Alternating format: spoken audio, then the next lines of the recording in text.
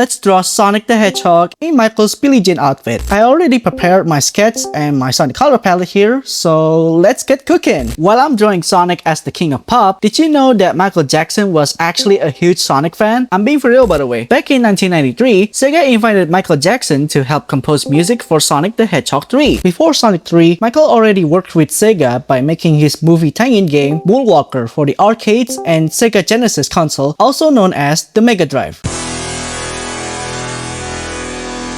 In the game, you play as Michael Jackson going around kicking sparkles at enemies, rescue children, and make all the enemies dance at the end of the level. In fact, the game was released in 1990, the same year when the first Sonic game was being developed by Sega and Sonic Team. One day, in December 1992, Michael Jackson visited Sega's headquarters in Tokyo to congratulate the development team on the massive success of Sonic 1 and 2. To mark the occasion, he was famously gifted and wore a limited edition Sega Audio jacket that featured a large S and was produced to celebrate Sonic's Game of the Year milestone. There are even pictures of Michael playing Sonic 2, him with Sega president Hayao Nakayama and Sonic, and many more. Sega asked Michael if he liked to make soundtracks for Sonic 3, and he accepts the offer. Later, in 1993, Michael and his co-director, composer, and keyboardist Brett Boxer started to assemble a team in 4 weeks to work on the soundtracks for Sonic 3. According to Naoto Oshima, the character designer of Sonic, Michael sent his demo tape to the team, and it was an a cappella tape to be used for the game. And those voice samples were used for one of the tracks, like the mini boss music. If you listen to it, you can hear his iconic...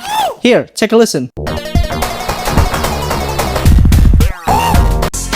You can hear more familiar samples and the similarities to Michael's music in the game. But when the game finally came out in 1994, for some reason, his name was nowhere in the credits, like completely missing. So what happened? Well, there are two big theories people have talked about for years. The first theory is that Michael didn't like how his music sounded on the Sega Genesis, so he decided not to put his name on it. The second theory is that Sega removed his name because Michael Jackson was dealing with a lot of controversy at the time. I won't go into full details about it, but despite his name being uncredited, some of the music he made remains in the game. A lot of Sonic fans believe the song Michael Jackson mostly worked on was the end credits theme from Sonic 3. What's really interesting is that people notice it sounds super similar to Stranger in Moscow, and many people think an early version of that song ended up being used for Sonic 3's credits. Fun fact, when Sega released Sonic's Ultimate Genesis collection in February 2009, and if you check the history of Sonic the Hedgehog 3 there, it was mentioned that Michael Jackson was originally meant to compose the music for the game.